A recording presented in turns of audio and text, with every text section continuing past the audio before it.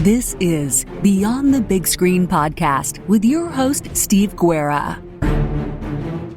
Thank you for listening to Beyond the Big Screen podcast, where we talk about great movies and stories so great they should be movies. A big thanks goes out to our regular contributor, Chris, today, as we continue talking about the Eastrail 177 series. You can support Beyond the Big Screen in many ways. You can go over to patreon.com/Beyond the Big Screen. You can leave a rating and review on Apple Podcasts. You can go over to the website, a2zhistorypage.com, and send me an email or follow us on social media. Now, speaking of Patreon, I would like to send a special thanks to our friend Alex at the executive producer level.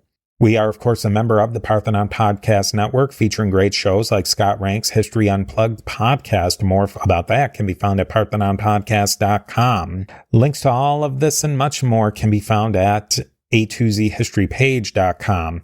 I thank you again for joining me beyond the big screen.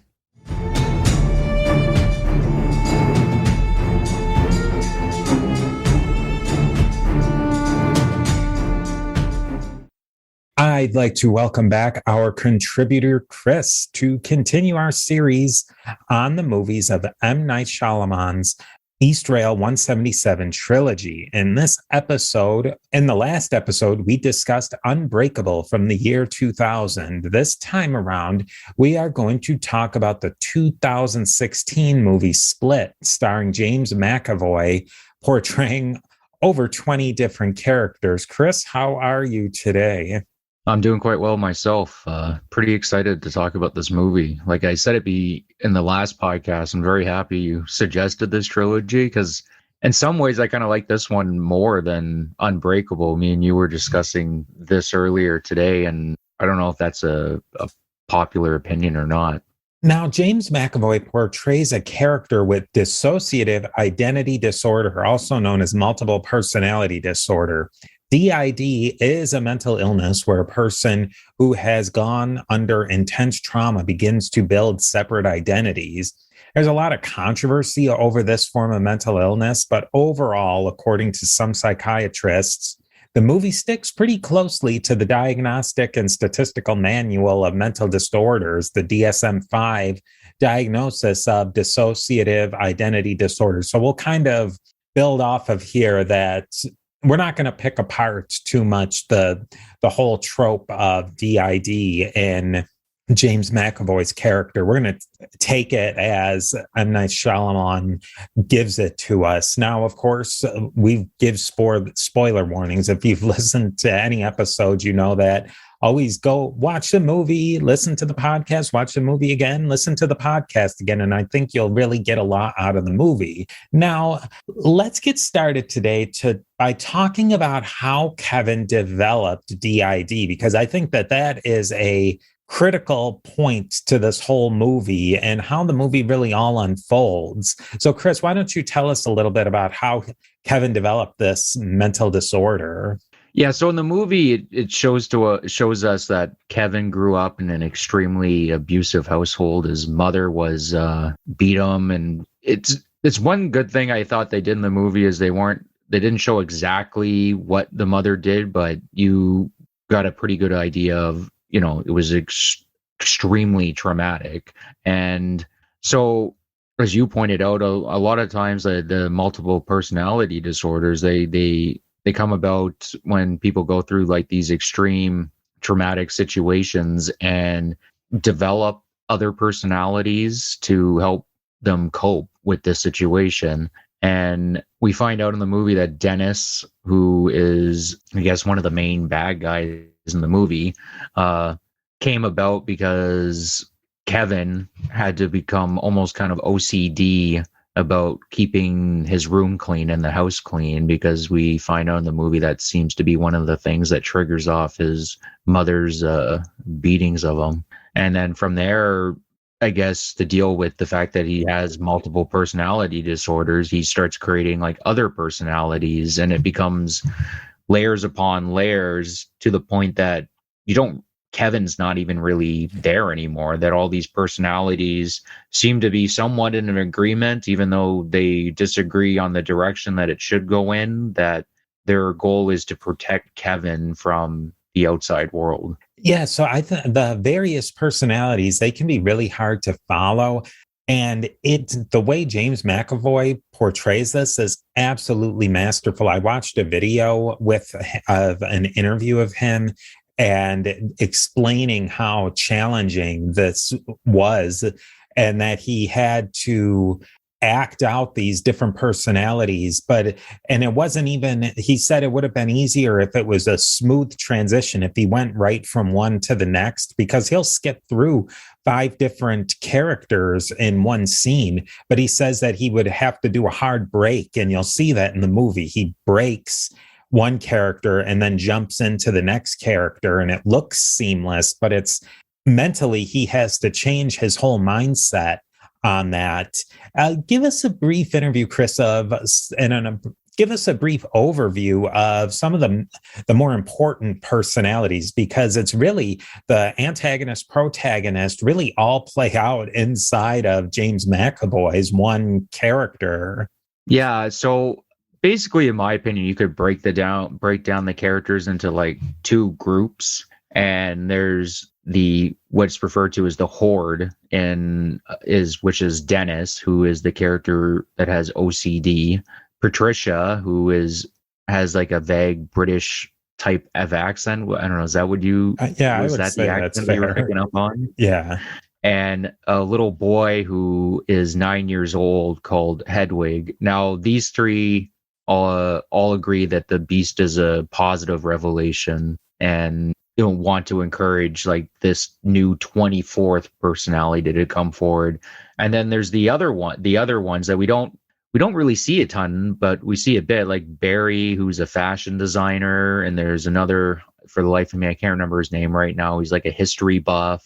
And then there's another one, she's like another girl. It's like a sassy woman that has diabetes. Yeah, there's and he portrays all these different characters. And in this film, really, James McAvoy's, his continence, you might say, stays the same. He always has short cropped hair, but he'll change outfits for these different characters. But so, for example, the Hedwig, the 9-year-old boy, he'll walk around on his hunched over to appear short. And it's pretty amazing how he does that. And especially Hedwig, the way he plays him, he sounds like an immature kind of 9-year-old. Like the way he talks about music, and the way he doesn't he'll like find a new word. Like in the movie, it's etc. And he's not really using it correctly, but it just reminds me of like a kid. It's like, oh, look, I found a new word and I'm just going to use it for everything because I think it sounds cool. Now, can you maybe tell us a little bit about Casey? Yeah, so Casey is kind of, it's interesting the way they do it, because they kind of parallel like Casey and Kevin in some ways. Casey is a girl, we find out later in the movie that her father passes away from a heart attack when she was pretty young. I don't know, what would you say? She was like 6 or something. We find out that her uncle has been sexually abusing her probably most of her life. And once her father passes away, the uncle ends up getting guardianship over her and has been sexually abusing her from this point on. So in a lot of ways, she's lived a very similar life to what Kevin has lived, where it's just kind of filled with nothing but pain. And she has the standoffish that the girls talk about, she's the weird girl. Well, it's a defense mechanism. She doesn't really want anybody to get too close to her. And that's that's fairly common for people who have gone through traumatic situations in their life. I felt that Casey's character, especially in the early part of the movie, she had so much potential because she had a wisdom to her that the other girls didn't have. The other girls were cliche, archetypal teenage girls, and that's how they were portrayed, where right off the bat, Casey's thinking and she's trying to get ahead of this situation. She gives the one girl a strategy when clearly, I think it was Barry, takes the one girl out, and then we presume that he's going to in some way harm her. But that was Dennis, because he has it's hard to keep track of all the characters' names. Casey thinks of a way for her to get out of it, and I just felt like so many times they said, and those flashbacks, I just felt like they were foreshadowing that Casey was going to have a lot more agency in the movie, and then nothing happens with her. The only reason in the end, to give away the end, that the beast lets her go is that she had an impure life, as he put it, or that she was abused like him, for a lack of a better word. And that's really the only reason that she allowed to escape unharmed, where the other two girls are eventually killed by the beast, by Kevin / the beast.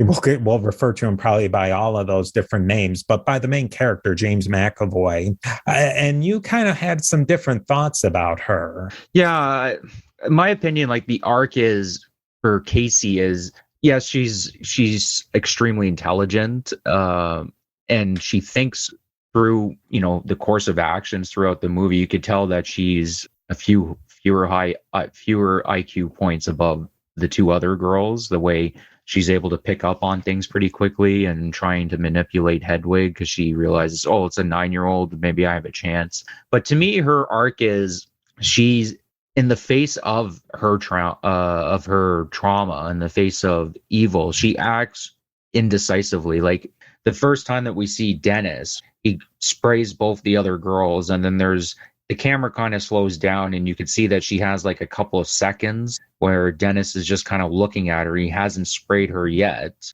and she opens the door, and you hear the beep, so you realize, oh, Kevin, he forgot to lock the doors. Like, if she had acted more decisively in that situation, she could have just ran out of that car and started screaming. And then there's another situation when we realize, after we see, they don't show it in the movie, but it's insinuated that her uncle had molested her, and she grabs a hold of a shotgun, and she has him dead to rights. She can just take care of it right there. I mean, she's really young at that point, but it's to show, and she acts indecisively in that moment, and her uncle takes the gun away from her when she could have just ended it all right there. So in the scene in the car, she could have stopped it right there if she was more decisive. The situation with her uncle could have stopped right there if she was more decisive. And through this ordeal of living in the zoo dungeon, whatever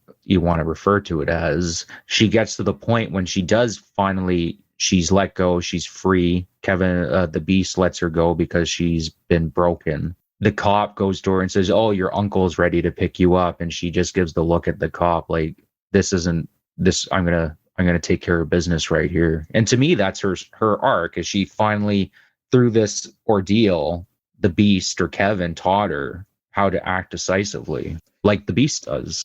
I think they sent us mixed messages the whole time with that, because the dad kept giving her all this philosophical advice throughout the movie, and then she would act upon that advice. And I mean, as far as a 6-7-year-old kid, are we expecting a 6 or 7-year-old kid to act decisively and shoot their uncle? No, that makes no sense. And it makes sense to me that somebody might freeze up and not run out of the car, no matter how street smart you are. That's, you're not expecting that, and you don't bolt. Well, I think just the situation when she was younger, it's just it's to show, like, okay, the pattern started here, and then it continued in the car, and then, because even the girls bring it up too, after they've been taken hostage. I mean, to go back to the car too, though, you could tell, like, immediately right off the bat that Casey knows that something's not right. And the other girls say, oh, sir, I think you're in the wrong car, like trying to give the guy the benefit of the doubt. But you can see Casey, and Casey knows immediately that something's up. I mean, even when they're kidnapped, the one girl, I'm trying to remember her name right now. I can't remember right now, but she comes up with this, all three of us are just going to go try to beat him up and get out of there. Right. I mean, it probably wouldn't work. right? But it's that one girl is trying to act decisively. And I would say, yeah, Casey's just trying to think her way through the problem. To me, it's just to me, that's her arc, right? Is the fact that she finally, in the face of her trauma, in the face of evil, she learns to get the strength to act decisively and take the right course of action. And now, a brief word from our sponsors. I don't know. I still just think that it's the movie gives us such mixed messages with her. You could almost cut her out of the movie and it wouldn't lack for anything. And it's a shame because she was such a great character. I think that they could have easily have gotten what that end part to me where she blows the whistle on her uncle. It just seems kind of, I don't know, vestigial, extra at the end to just wrap her up. And I just, to me, it did not carry through the strong character that she could have been. Because really, if you take her out of the movie, the only character is Kevin with a little bit of the psychiatrist. Yeah, it's basically you're right. Like it's a 3-person show, really. Like I would suggest, watch the movie and then listen to what you said and listen to what I've said about Casey's character and see what you guys think, right? Because I quite enjoyed her. I quite enjoyed her character. I think she's a pretty good actress. I really hadn't seen. Maybe I'd seen other things with her before, but I don't remember seeing it. And she's in this new movie, The Northman, that's coming out. That I remember sharing the trailer for you too. But yeah, you're right. It's basically 3 people. It's James McAvoy, Kevin, the doctor, and Casey. That's it. The other 2 girls are just, to me, I don't know, people might disagree, but they're just the horror film damsels in distress, right? Like they're just, I don't know, they didn't really do much for me. No, because I think they were meant to just be NPCs in there. And I think you could have had them as just NPCs and focus the whole movie around Kevin. And it would have been not too different of a movie, but it could have been very interesting to see that. And the only other character that he really has any interaction with besides himself is the psychologist who he winds up killing, which I didn't thoroughly understand that part either, why he had to kill her. So maybe that's a good place to move on to, is the psychologist, whose name is Dr. Karen Fletcher, and she's played by Betty Buckley. I never really saw her in anything, but maybe before we really start zeroing in on Kevin and what we think about Kevin, maybe we could talk about the psychologist and what you think, what role she played in the movie. Yeah, she's an interesting character. She's a psychologist, and she specializes in people with dissociative identity disorder, or multiple personality disorder. Assuming that's probably how most people are aware of it. Yeah, she specializes in that, and she's basically married to her career. We find out in the movie she's not married. She doesn't have any kids. She's quite old too. So she's devoted her entire life to studying this disorder. And I'm assuming Kevin is probably her star patient because his personalities switching from one another are so dramatic. And she has an interesting theory about multiple personality disorder. And she believes that this potentially could be like an evolution of humankind, where people through their thoughts can actually change their physical anatomy to a degree, and what they're capable of just through their imagination, pretty much. And this is one of the hints to, apparently a lot of people, most people going into this movie didn't know it was Unbreakable, but I was a sequel to Unbreakable, but I knew it. And that was one thing that I picked up. It's like, oh, there's a hint that they're dropping right there, where she's talking about, people having superpowers with this condition that Kevin has. And from my understanding, I mean, it's up for debate, but there is like legitimate discussion about mind over matter. Like, how much can our minds change our physical reality around us and what we're actually capable of doing when we just sit and, I guess for the average person would just be meditating. Everyone's seen videos of like monks doing insane stuff through basically mind over matter. My daughter had shared a fun fact that physically you can bite your finger off just like you were to bite a carrot. It's that your mind stops you from doing it. Yeah. And that is a big part, is that your mind is so much in control of what your body is physically able to do. And we kind of saw that in Unbreakable, that David put the limitations on what he was physically able to do. Yeah. 100%. And you can see that he was slowly revealing it when he was doing in the bench press scene when his son was watching him. I mean, he's making it look like he's kind of struggling with it, but we all know that he probably, he could have lifted a lot more too. And I mean, it parallels. It's interesting to think about like something like multiple personality disorder, like in a sense. She mentions she had a patient who was one personality was a Russian weightlifter and could lift, 4 times his body weight, but the host personality or the original personality couldn't do anything like that. And it's interesting to think, like you pointed out, like you can just bite your finger off like a carrot, but it's your mind that's holding you back. And this might sound cheesy, and this to bring in another movie, but Conan the Barbarian has a line like that. Is it's fear that's basically holds back humanity. If we could just get rid of the fear, then we'd be capable of doing the stuff that the gods do, right? I thought the psychologist too was kind of underutilized, and she really could have played into it more, of getting into really how Kevin's mind worked.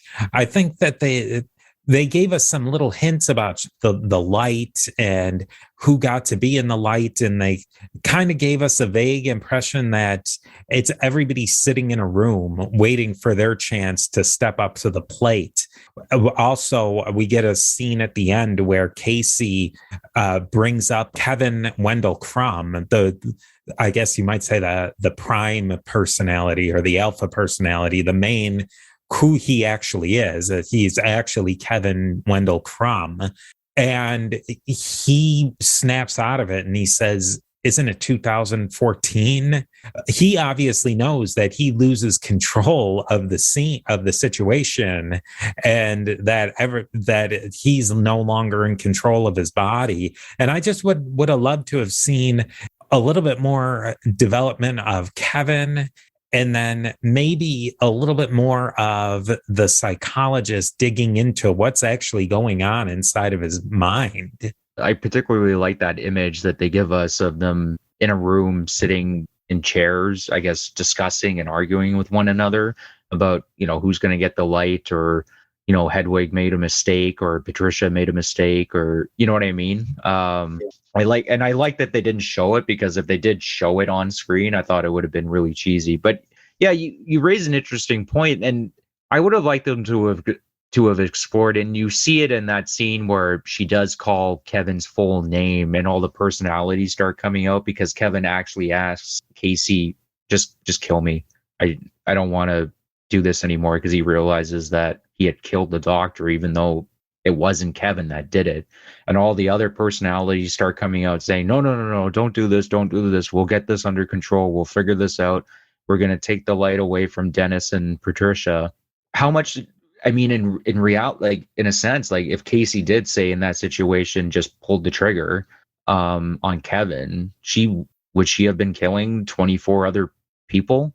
And is the superpower innate to Kevin that he's indestructible, or is that only applied to the Beast? I believe it's only applied when the Beast is conjured up, because Dennis talks about how he is the strongest one of the group, and he seems to be the most, obviously not the most well-adjusted, but he seems to be the most focused, and he says he is the strongest and the biggest one. And he says that the Beast is, he's got longer fingernails, he's more ripped, he's more muscular, he's taller. So when the beast is conjured up, it's like Kevin's body changes entirely.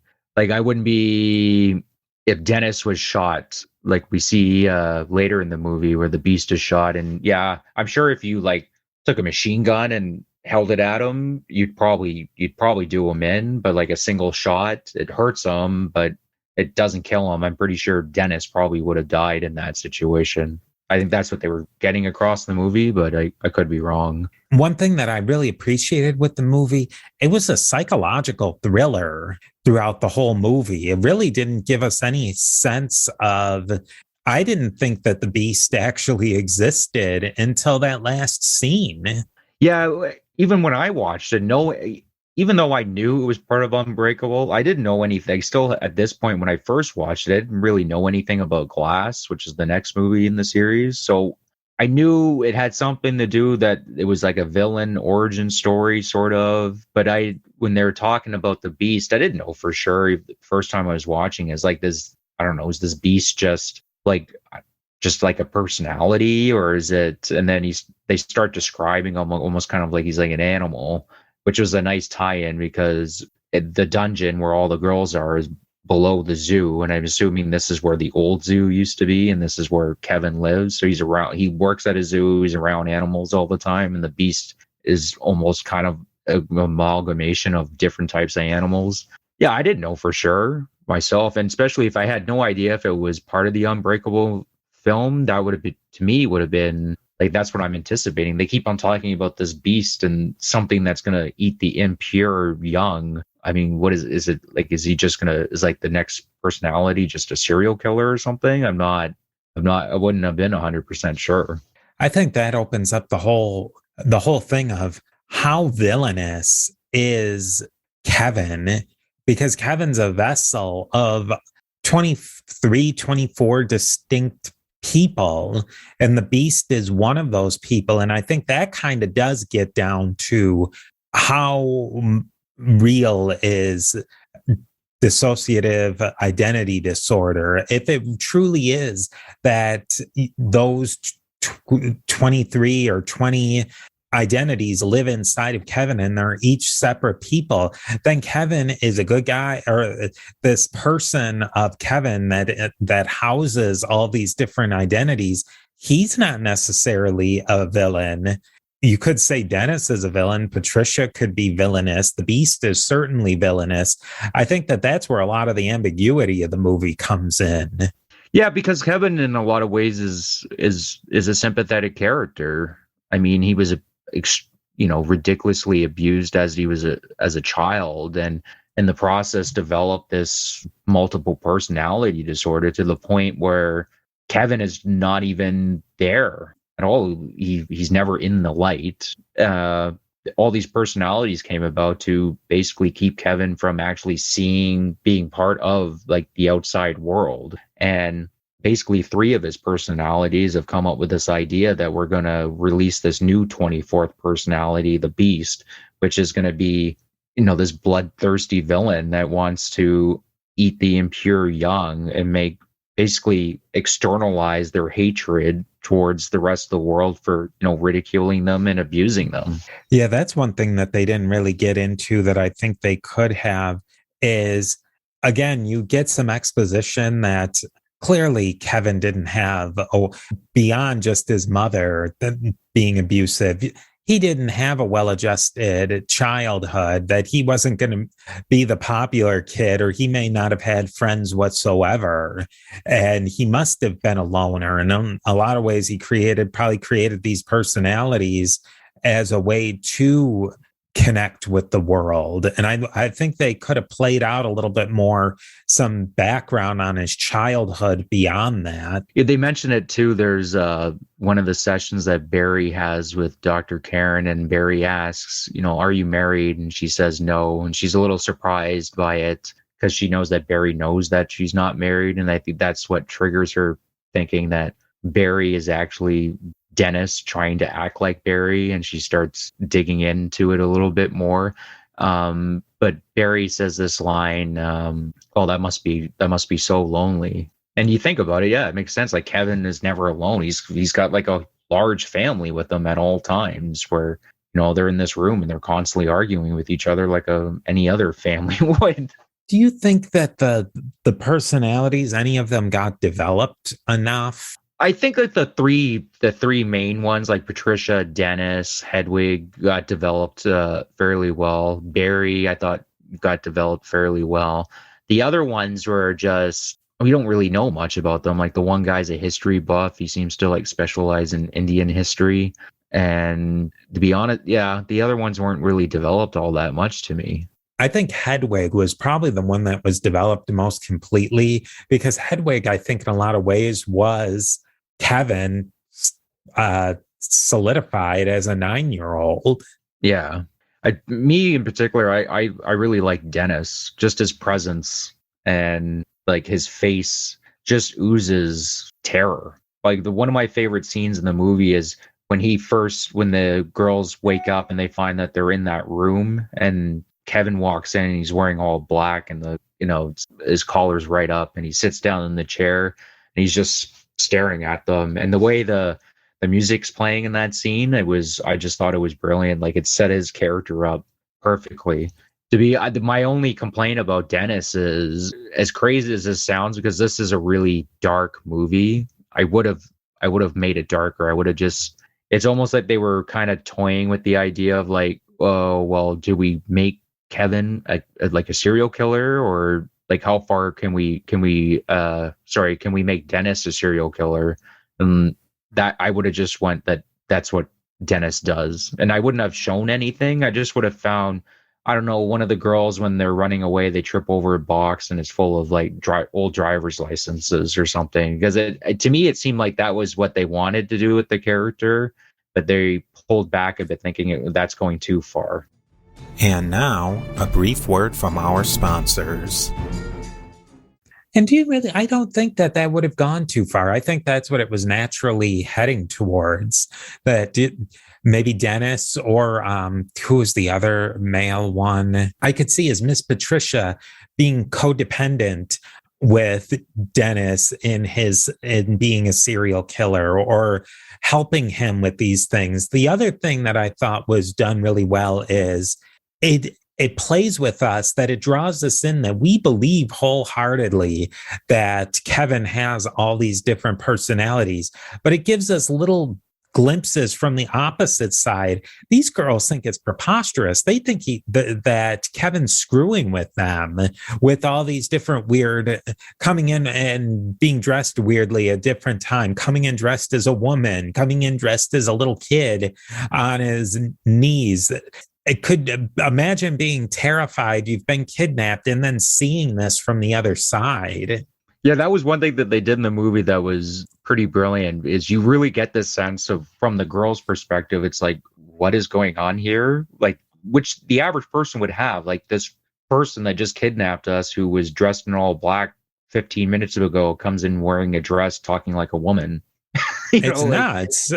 It's nuts. And it's played in the movie where it does feel utterly bizarre. I mean, one of the better examples of this is Casey convinces Hedwig to take her to his room, and he mentions that he has a window in the room. And Casey says, well, I want to see you dance to your music that you have on your CD players. And they go into the room, and it's this truly bizarre dance. I don't know exactly what song he's dancing to, but it's like he's dancing like a 9-year-old would, just kind of flailing his arms, and you're just watching him. And the look on Casey's face is like, what am I watching? The same as the audience, where, what am I watching? This is truly bizarre. And then you see that it's not actually a window. It's just a picture of a window that opens and closes. And just the look of horror on Casey's face when she realizes that Hedwig, lied to her.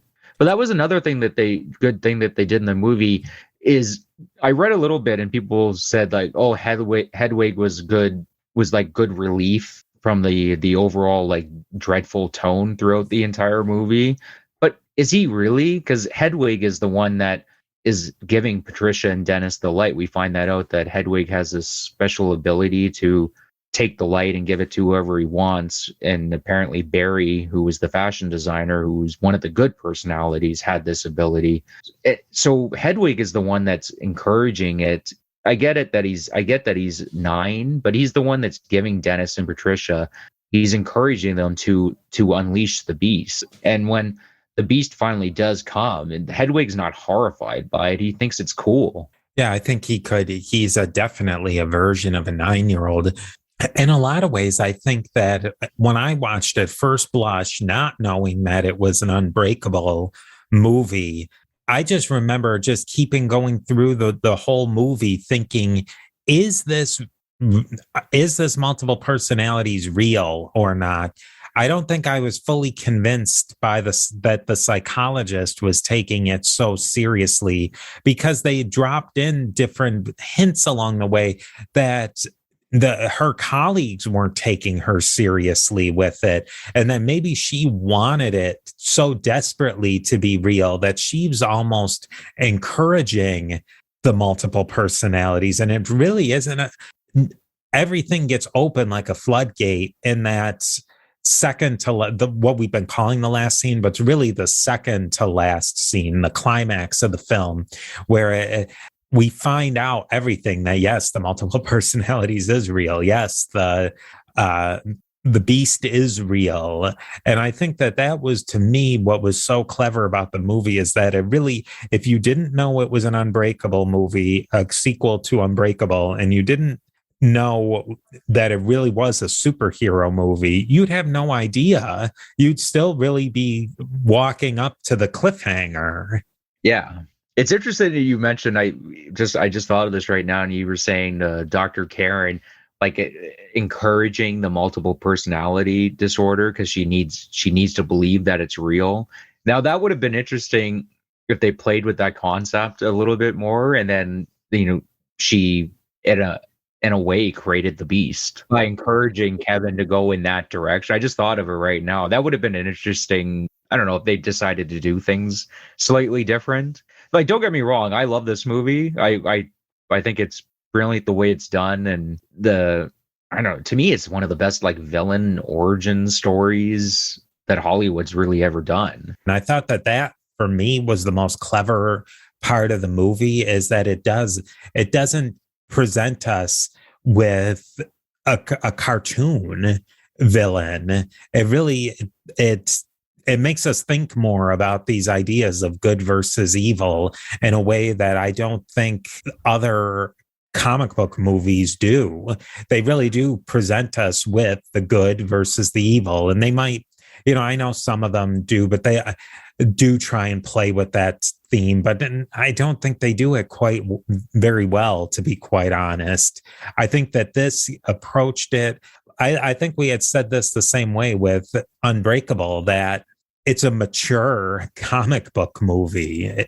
Yeah, like Unbreakable, Split takes, the tone is serious. It takes its subject matter very seriously. It explores issues such as, I know, murder, and abuse and psychological damage. And where a lot of other comic book movies, or just comic books in general, like all these things are treated very superficially, and they're for the most part used for cheap thrills. Where in this movie, no, it's taken very seriously, and it's anything but cheap thrills. Like when you watch Split, yeah, maybe you get a thrill with the twist at the end, or it's like, oh my God, the beast is actually real.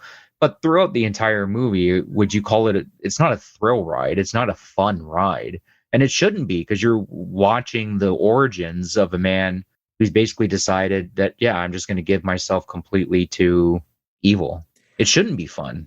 I think the end, the denouement, if you will, of where it finally does tie us into the Unbreakable universe, that's, to me, as good as the movie was all the way through, that was the icing on the cake. I think that's what really elevated it, and how it was done to the next level. It was brilliantly done the way they did it too, because I don't know if you noticed that, like, they start playing the music from Unbreakable. And if you were a fan of the Unbreakable movie, like, I noticed it right off the bat. I'm like, okay, this is where the twist is going to come. David's going to show up sometime soon, or what have you. Because I heard the Unbreakable music when Kevin's looking in the mirror and he's looking at where the shotgun wound should be, and it's not there. And he talks about how he's going to lead a revolution, and he's going to change the entire world. And Dennis and Patricia said, we just have to trust the beast. He's going to protect us. And then it cuts to at the diner where you see a news headline talking about these girls that have gone, the two girls that were murdered and the one that got away. And they're talking about, they're calling him the Horde, and he has multiple personality disorders. And one girl mentions like, oh, it sounds like that weird guy who caused that train crash. And it cuts to Bruce Willis saying, oh, his name was Mr. Glass. It was brilliant the way they did it, because they kind of it wasn't like, oh, just Bruce Willis shows up. It starts when the Unbreakable music is playing, and it takes a little while for it to all play out. It was great that was the only thing that Bruce Willis was involved in, because if you cut that scene out, Split would still be a great movie. Oh yeah, for sure. And it could have let itself, like, I mean, you could have, okay, well, what happens with Kevin after this point? You could have just had done its own thing. But to me, it works really good because it's not David's story. It's Kevin's story. And this is how the beast comes into existence. It doesn't really have anything to do with David. It becomes David's story later on when the beast decides I'm just going to start releasing my evil on the rest of the world. How do you think these two movies gel together well, or do they really need that next step of Glass that we'll talk about next time to work together? I've heard people describe Split as like a shadow sequel. I don't exactly know what that means, where it's a sequel, but it's not really a sequel. To me, it's a direct sequel, and it fits in perfectly with Unbreakable, because Mr. Glass talks about how there's two types of villains. There's the mind, like the genius villain who his superpowers is mind and manipulating the situation around him to his own ends, and that fits Mr. Glass to a T. But then there's the other villain that's directly attacks the superhero who's, super strong, and it's brawn over brains, and that's Kevin. Like, they set it up in Unbreakable that, I don't know about Kevin, but from my understanding, M. Night Shyamalan had this already worked out beforehand, that this trilogy that he was going to do.